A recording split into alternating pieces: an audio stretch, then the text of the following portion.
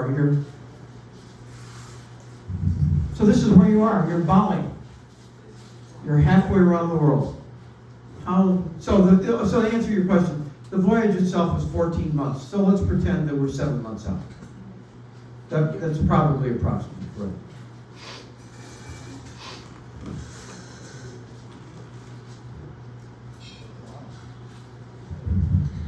Long before we reached Bali, I had been told that I would, and it was almost an obligation, to fall in love with Bali.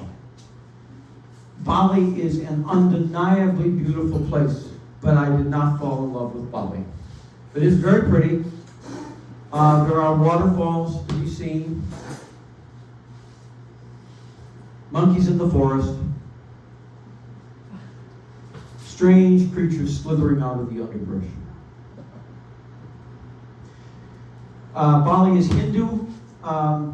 There are statues of the Hindu gods everywhere. Many of them are on the intersections in various roads. The larger the intersection, the larger the statue. This was a big road. This, I was told, was Krishna. I honestly, gosh, wouldn't know the difference, but these statues are everywhere. Very religious island. These are temples. There are something like 20,000 temples on Bali, from really large complexes down to small ones. Probably every house has a shrine of some sort in its interior. You see this everywhere. This is an interesting story, I thought. At every meal, every family will serve 2 additional servings. These are for, I was told, for the gods. It's probably a simplistic story, but basically there are 2 kinds of gods. There are good gods and there are bad gods. It's important to feed the good gods to say thank you for their kindnesses. It's important to feed the bad gods so they don't get angry at you. It is an island full of monumental sculptures. This is the head of a 50-foot long sterling silver dragon. And the space was so confined I could not get a picture of the entire dragon. And monumental wood sculptures. So I asked the proprietor, or maybe the manager of this particular facility, who buys this stuff? And the answer seems to be wealthy Chinese. 2 of the 3 entities in this picture are members of the crew. I'll let you take a guess. Well, I'll tell you. It's Kate on the left. She's from Australia, and Jeremy on the right from Quebec. And I'm pleased to say that these 2 met and bonded during the voyage. They are still together. I'm very happy for them. During my stay there, and I don't know how I found this young man, his name was G'day, I hired him as a driver. He had access to a car. I have no idea how that happened. But I hired G'day, and he took me everywhere I wanted to go for the entire stay of the island. One of the places we went is the rice terraces in the central portion of the island. It's a long, convoluted name. I couldn't possibly pronounce it. But this is classic Bali in the interior. Flooded rice field in the foreground, thatched roof in the middle, and a 9,000-foot active volcano poking its way up through the clouds in the rear. The terraces, I tried very hard to get a really good picture of the terraces and failed. They didn't even come close to capturing how pretty this area is. This is all a UNESCO World Heritage Site, so I hope that it will be saved for many generations to come.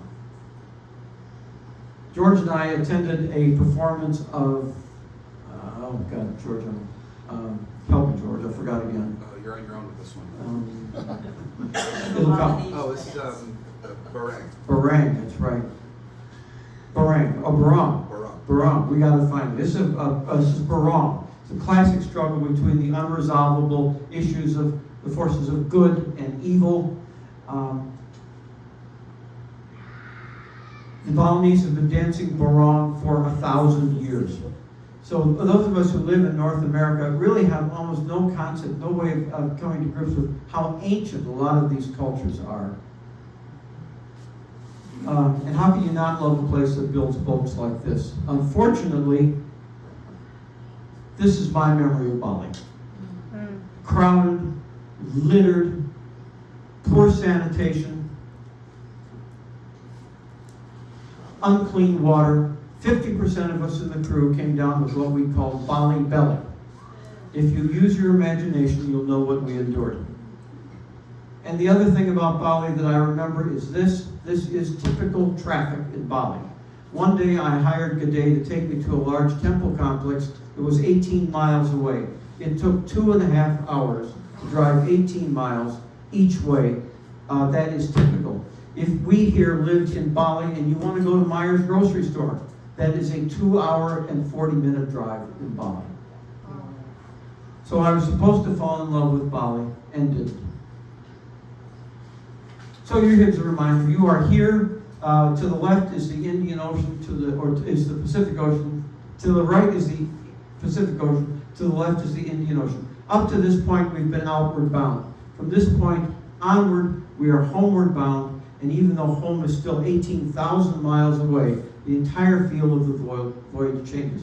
Previous to this, when we were going across the Pacific, we were island hopping from island to island to island. And most of the rest of the voyage now is long ocean passages. And that was fine with me. I signed up to go sailing. So our next destination is here. This is the island of Reunion in the Western Indian Ocean. Wow. Classic trade wind sailing. This was the second longest passage, I think, of the entire voyage. It took us about a month. There are a few things as seductive as a full moon in the tropic, a moonlit night in the tropics. And what I tried with this picture is to capture all the thousands of little diamonds and crystals shining in the ocean. And I failed at that. It's very artistic, but it's not what I had in mind. But it brings us to this, the night sky. One of the things I still miss about our ocean, about our voyage is the night sky in the southern hemisphere. There's less industrial pollution in the southern hemisphere, and when you're hundreds and maybe even thousands of miles from the nearest industrial light source, the night sky glows. The Milky Way is iridescent. There is nothing here that we see that resembles the night sky in the southern hemisphere. Christmas. It's our only holiday we spend at sea. This is Christmas in the Indian Ocean. In the foreground is Zoe from Bermuda, then Liam from Detroit, Sophia from Australia, and in the background that's Alex from Washington, D.C. Great people, every one of them. Here is another picture of Sophia, cool girl, and a really cool cat, by the way, Ricketia. Sophia lost her grandfather during the voyage, and so from now on and forever, I am her unofficial grandfather for life. She is currently dating what she describes as a nice boy named Tom, and I hope someday I get invited to a wedding in Australia. I was very fond of all these kids on the ship. Did she bring her cat with her? No, we picked him up on Mangareva. Ricky, as we call it, was a truly cool cat. We also got another cat in Mangareva that was the dumbest thing you ever saw. So all the cats in Mangareva aren't like Ricketia. So people would ask, don't you get bored out in the ocean? And the answer was always no. There's always something different to see. George took this picture. If the best rainbow of the voyage was in the Pacific Ocean, by far the best sunset of the voyage, and quite possibly the best sunset I've ever seen, was in the Indian Ocean here. It may be, now there was a cyclone brewing about 800 miles ahead of us, and maybe it was the turbulence in the atmosphere that generated this fabulous picture. So when you see this, you know that you're in a different sort of place. This is the island of Reunion. The stretch of highway that you see there, whose name I have forgotten, when it was built, this is a French island. The stretch of highway was at that time the most expensive stretch of highway per mile built anywhere in the world. We learned during the voyage that the French invest heavily in their overseas possessions. This felt good.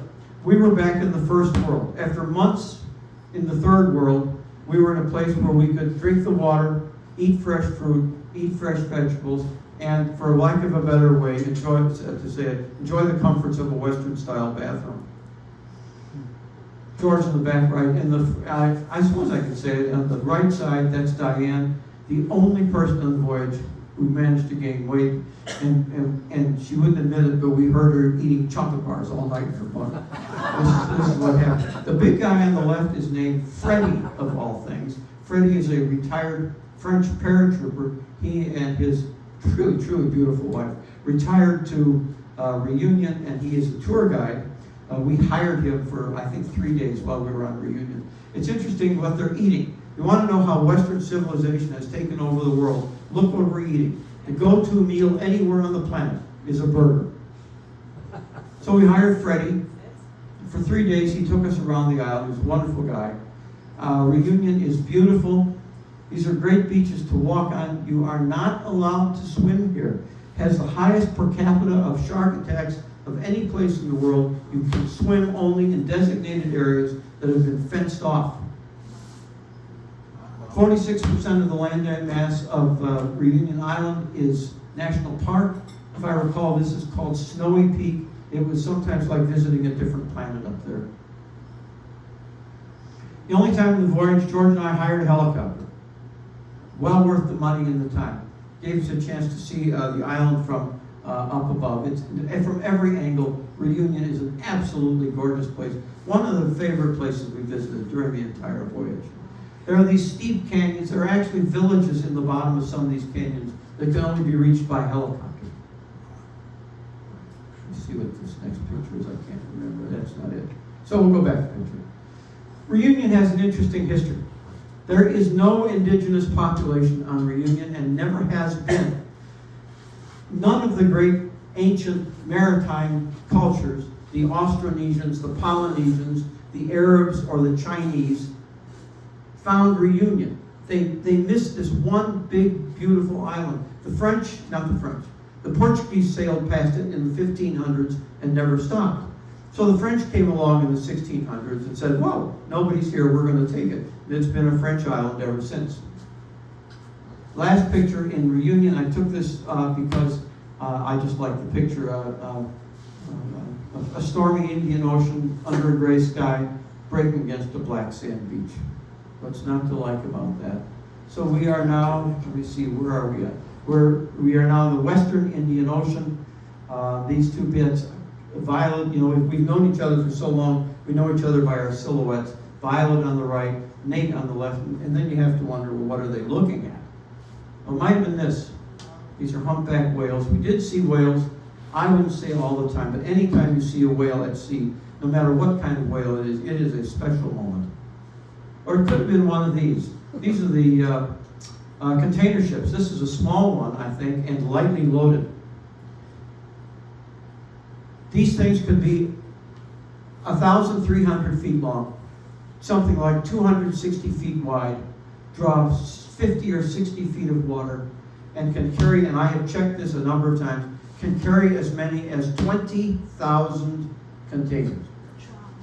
There are 5,000 of these behemoths sailing around the world at any given time.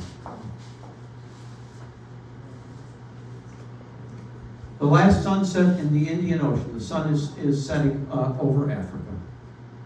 Africa is a special place for me. It gives me the chills just to say it. I've been there twice now. Love it. This is Cape Alguas, southernmost tip of Africa. The Portuguese long ago called it the Cape of Storms, not Cape of Good Hope as it is now. Take a look at the wind on the water here, and you'll know one of the reasons why they called it the Cape of Storms. We're now in the Atlantic Ocean. This is Cape Town. Table Mountain in the back. So there you are again. Right in here, Cape Town, South Africa. We spent a month in South Africa. This is a view from the top of Table Mountain. In the foreground, you're looking at, I think that remembers Lion's Head, a really nice park, good hiking trails, and their favorite place for the South Africans. Then you're looking out over Table Bay, and beyond that, in the middle of Table Bay, is Robben Island. Another view of Robben Island. And the reason I emphasize it is this is the prison where Nelson Mandela and other apartheid activists were imprisoned. It is the grimmest place, or certainly one of the grimmest places I've ever been to. You can see Nelson Mandela's cell. He spent 26 years, I think it was, in the prison system. He had a pillow and a thin rug to sleep on, a little table, and a toilet bucket that was emptied once a day. He was allowed to receive visitors once every 6 months. he was allowed to send and receive a letter once every 6 months. This gentleman's name, all the docents, and this is it's called Robben Island Prisons, Robben Island National Park. It's a national park in South Africa. It's also a UNESCO World Heritage Site. All the docents in the Robben Island Prison are either ex-guards or ex-prisoners. This gentleman's name is Tom Moses. You can Google him if you like. He's there. He spent 11 years on Robben Island, a lot of it in solitary confinement. And if you listen to the stories he tells, this is not a place for the squeamish to go and visit. Okay, this is the Cape of Good Hope. It's much larger than it looks in the picture. Actually, these are people right down here on the beach. It's very pretty. It is not, contrary to myth, the southernmost point of Africa. That belongs to Cape Alguas. But it happens to be, it's remembered because it was the first to be discovered. So it takes precedent. Beautiful spot. The wind was blowing so hard, here, almost blew George and me off the cliff. One of the things George and I did in South Africa, we had a month there. We were determined to see South Africa, because we went on a wine tour. Now, when we started this wine tour, I knew that there were two basic kinds of wine. There was red wines and white wines. And when we were done with the wine tour, I knew that there were red wines and white wines. I don't remember much of anything else. But it was very pleasant. And one of the things, it gives you a chance to visit these old wineries that have been in continuous operation since the 1600s. Again, the history is amazing. And if you go on the wine tour, you're driving through the back country from winery to winery, and you begin to realize what a beautiful country South Africa is. And I think this is where I say something like, one of the things we did, and we were hesitant about it, was take an all-day trip through the districts, as in Soweto, places like that. Both George and I were a little hesitant, but we went to South Africa. We were determined to see as much of it as we could. The townships that we visited were so grim and so hopeless that I didn't take a single picture of it all day. I did the right thing. We were determined, and we talked about this all the way across the Pacific Ocean, to get to Kruger National Park, which is one of the great nature reserves in the world, 3 times larger than Yellowstone. Way up there on the border with Botswana. Not easy or inexpensive to get to. And it was an experience. The animals are right there.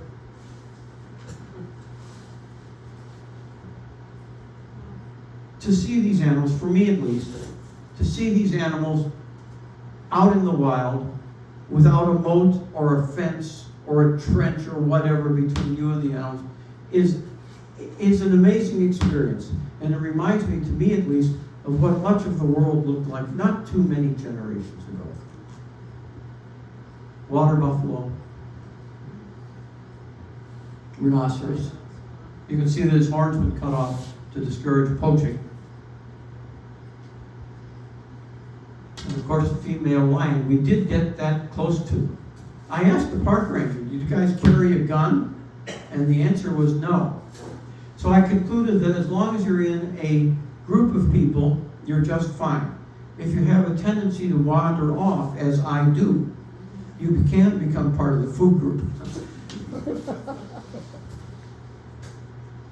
The last picture, I think, of Africa, George and I in the morning took the sunrise tour of the water holes and the sunset tour of the water holes. This is when the animals come to take their daily drink. There were crocodiles in here, there were baboons. It's to me a profound experience to see all of this. One of the things I would like to do with my 2 granddaughters before I get to the end of the Lonesome Trail is take them to Africa. So another map. You can see South Cape Town here. The next thing we're going to do is jog 700 miles north to Namibia. You can see who was asking about currents. We're dressed up here. We've got some warmer clothes on. We're riding the Benguela's current that comes up out of Antarctica, so it's definitely chillier here. This is where we ran into the second storm of the voyage. Honest to gosh, it looks very dramatic. By this time, I don't think it was a real big deal to do it, but it was an interesting thing to see water cascading over the deck. And this is where I was able to take, I think, the best picture of my life. This is George making his way forward along the lifelines. Namibia.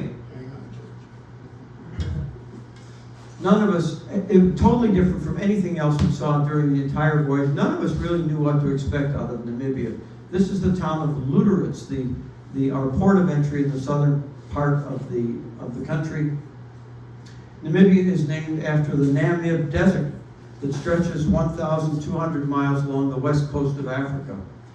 In the old days of sail, and especially before radio communication, this was known as the Skeleton Coast, with good reason. If you were shipwrecked here, in all probability you would die of hunger or thirst, or being cannibalized by your shipmates, killed by hostile tribesmen, or you could get eaten by a lion. Your chances of surviving on this coast were very slim.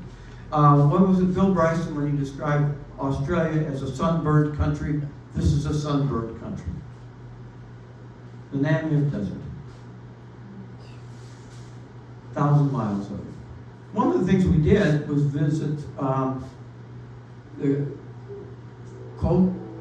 Yeah, see, I had this all memorized. Colt. It's a diamond mine. Coltscope. We'll call it Coltscope Dynamite. That's wrong, but we'll call it that anyhow. So it's a mine in name only. There are no tunnels that you go underground with. These are alluvial diamonds that over the eons have been washed out of the mountain ranges and the distant from the coast. So the miners would be hired for a 2-year contract, and for 2 years the miners would crawl on their hands and knees across the desert, picking diamonds up off the desert floor and putting them in a cloth sack on your waist. While they were out there in the heat, they wore masks so that they couldn't swallow any diamonds, and periodically they were taken to the medical clinic to be flushed out with powerful diuretics or irradiated with x-rays to make sure that there wasn't any contraband diamonds in their digestive system. One of the people called Namibia a wholly owned subsidiary of De Beer Diamond. That may or may not be true, but we were warned before we stepped ashore.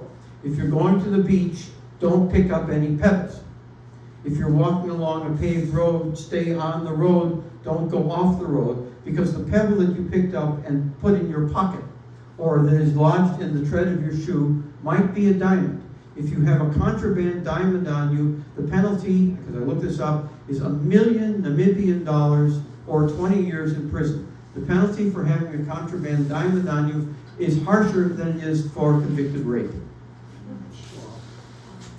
And two of our crew, I think, I can't remember who it was, were at the beach, and they were approached by a couple of polite but obviously official men, and they were asked, "Do you have any stones on you?" And fortunately, they didn't. So while the employees and the miners lived in those shacks on the desert, this is how the management lived, these mansions out in the middle of the desert, and they were given every single luxury that early 20th century Europe could afford. So now empty, they're full of sand, but they make excellent Hollywood props, settings for post-apocalyptic movies. There was a TV series called Fallout, and my son Matt and I were looking at it, hey Matt, that's Namibia. Yeah, beautiful palms too. So again, we rented a car. We did it a couple of times during the voyage. We drove into the interior to see what was out there, and the answer is that there's absolutely nothing out there. But that's not true. We saw ostriches out there and wild horses. What they do for food and especially water, I have no idea. This has to be the ugliest ship in the world. This is essentially a gigantic vacuum cleaner that goes out onto the continental shelf and sucks up the ocean bottom looking for diamonds. I cannot even imagine the environmental damage that a vessel like this does. So we're at sea again, heading northwest. This is the island of St. Helena, in the middle of the South Atlantic Ocean. After the Battle of Waterloo, when the British captured Napoleon, they needed a place to send him from which he could never be rescued and from which he would never escape. It turned out to be that St. Helena was perfect.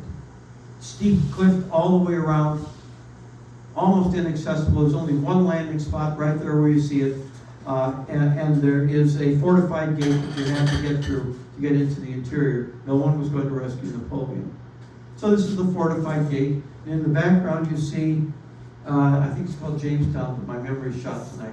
This is Jamestown on the island of St. Helena. This beautiful old building. Absolutely, the whole island was pin clean. There wasn't a gum wrapper or anything. It reminded me for all the world of those quaint little seaside villages you see in the BBC series. We didn't meet any of the characters that were in the BBC series, but it looked very much like it. So there's a sign on the right that you can't see that says this is the best preserved example of Georgian architecture anywhere in the world. I'll take it at face value. To the left, you get a hint. There's a beautiful municipal park there, fountain, ancient trees for shade. The elderly sit there and enjoy the shade, and kids play there unattended, and there's no reason why not. There's nothing on this island to harm them in any way. To the right is an Anglican church with another sign that says the oldest Anglican congregation in the Southern Hemisphere. So this is Jamestown. 4,000 people live here. You cannot go to St. Helena without visiting this building. This is Napoleon's final home, the little L-shaped structure on the left. The others are buildings for maintenance people. Consists, as I recall, of 4 rooms, modestly furnished. Must have been quite a come down from a man who was the Emperor of France and the self-styled successor to Julius Caesar. He lived here for 6 years before he died of stomach cancer. And in so many of the places we visited, it's just beautiful. These islands in the middle of the ocean are lovely. I met a British expatriate couple on this hike we were taking, and they had spent 18 months on the island just enjoying the ambience, walking the trails. I could see how you could do that. The governor's mansion. In my next life, I want to be the governor of a British island with just 4,000 residents. That looks like a pretty good life. We're getting there.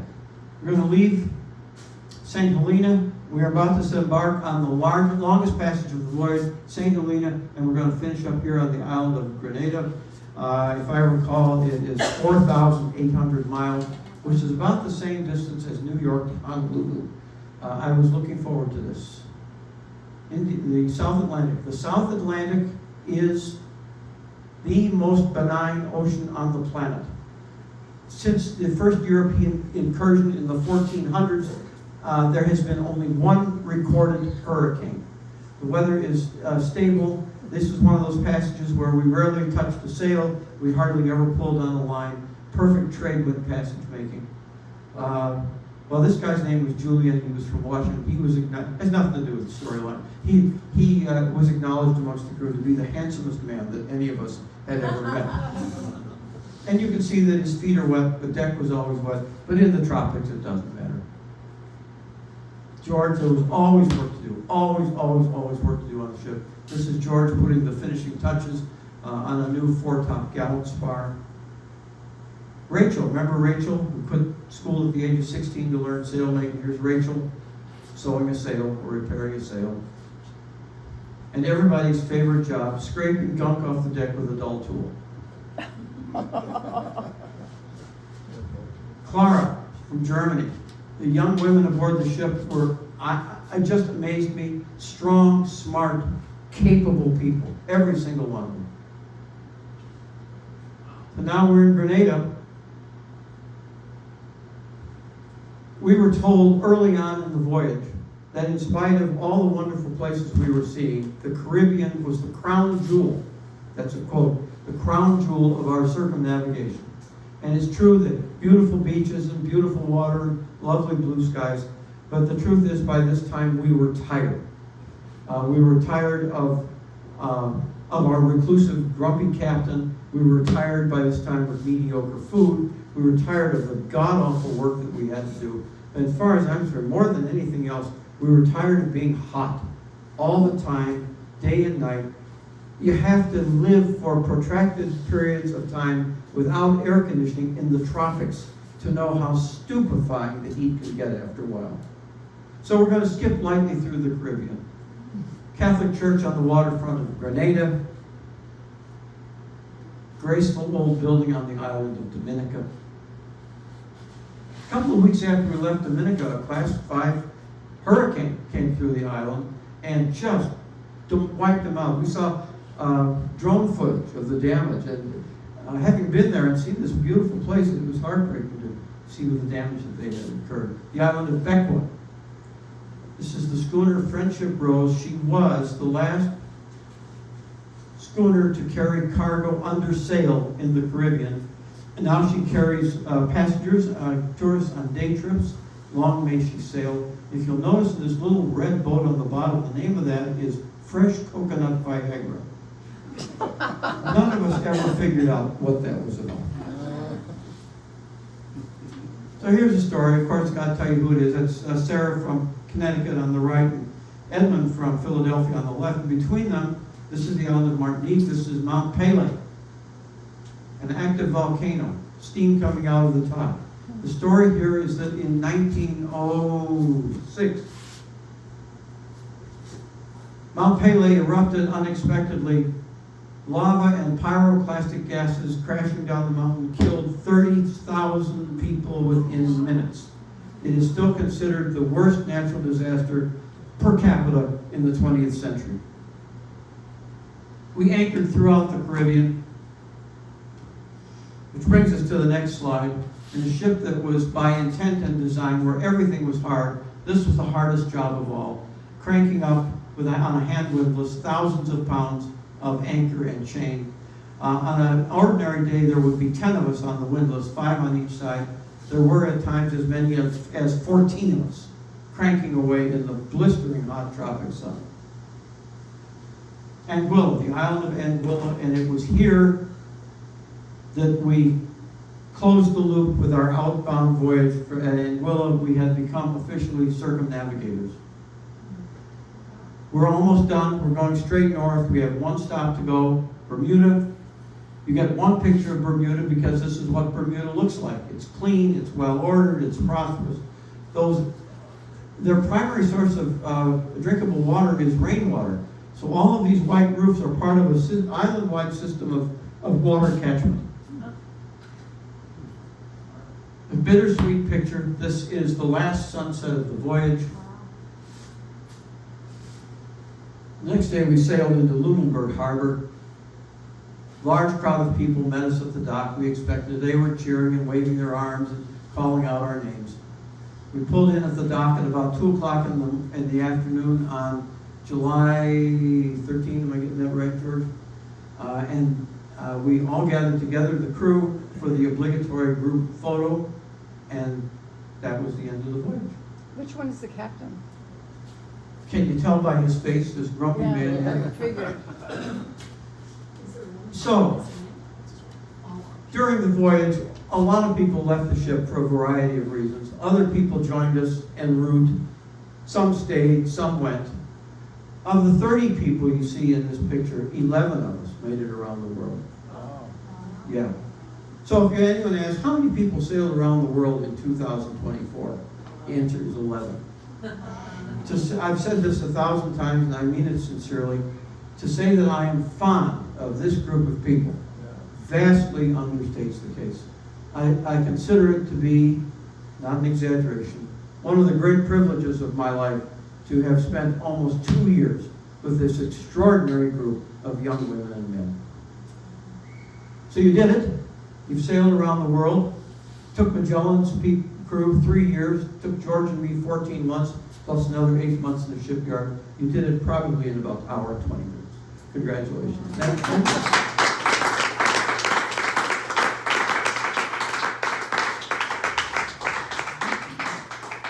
The trip was from 22 to 24? We left, depends on if you worked in the shipyard all winter. Right. The actual voyage started May 10th, 2022, and we finished July 13th, 2024. So it was, I think that amounts to 14 months. So in any of these ports were people still a real concern about COVID when you? Oh, COVID was a factor for a great, and in fact, in Panama, one of our crew came down with COVID. She spent 2 weeks sequestered in the captain's cabin. We handed food to her through the porthole. So yes, we were very careful, or we were as careful as we could be in the environment. One of the things we, at the beginning of every day, we were mustered at the main hatch and we were given our tasks.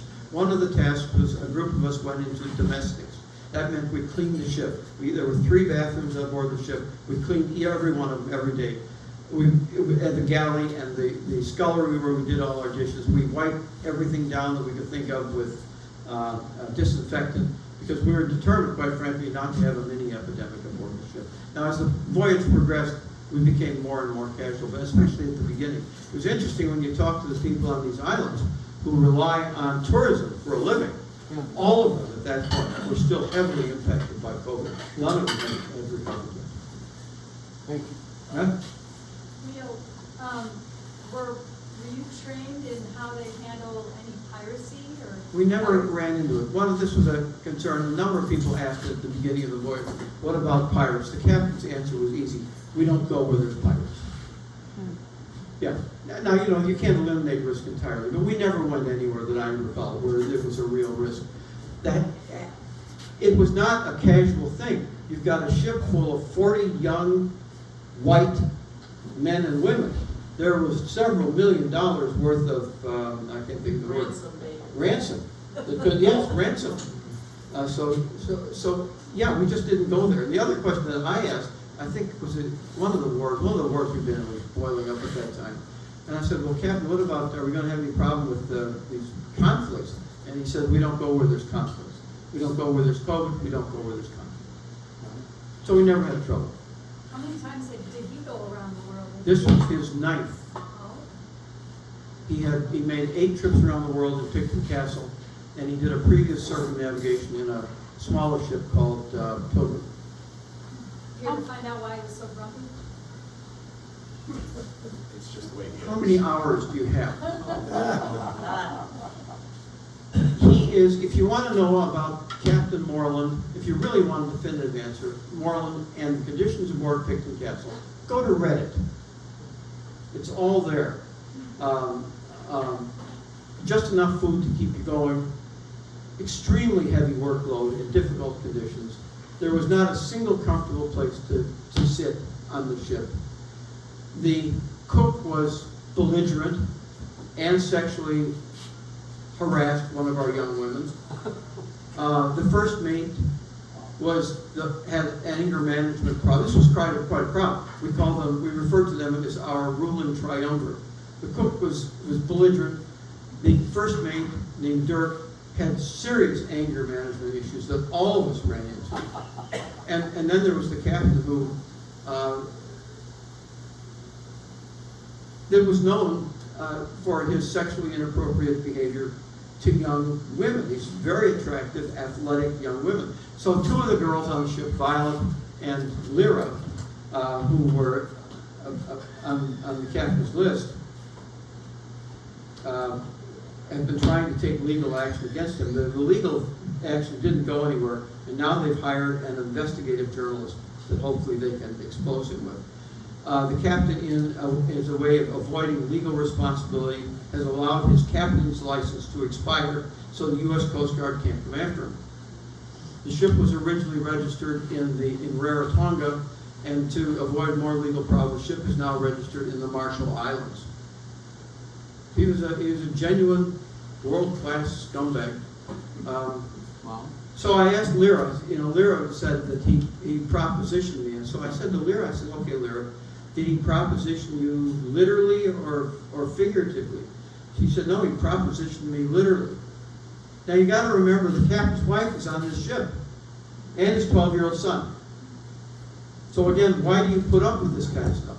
And the answer is simple. If you want to go around the world, this is what you put up with. Wow. How much sleep would you get in a night? We were on 4 hours on and 8 hours off. 4 hours on and 8 hours off, and then it would rotate. So if you were at 4 on one leg, if you were on, let's say, midnight to 4, on the next leg, a.m., and the next leg you'd be on from 4 a.m. to 8 a.m. So we rotated through. And 4 hours on, 8 hours off sounds like a fairly easy schedule. Most of the time, we were so tired. I can only speak for myself. I rarely got enough sleep. Yeah, during that time, you also have to find time to Yeah, you have to eat. eat. Yeah. Real quick, you talked about the blues of the Pacific and the Yeah. middle of the Pacific. Did you find a difference between the blues of the Pacific and those of the Atlantic? You want to answer that? My answer would be yes. Yeah, and the color of the, I tried to capture it. The color of the water is different everywhere, from a steel gray to this iridescent blue. Yeah. And as try as you might, the cameras don't, it just doesn't capture it. Steel gray to this beautiful blue and everything in between. Depending on where you are in the world, the time of the day, and the seasons, words don't capture Yeah, it. The temperature photos had don't some. North Atlantic's great. If you want to see something else, you sail off the coast of Brazil, the Amazon Delta, where the ocean is green.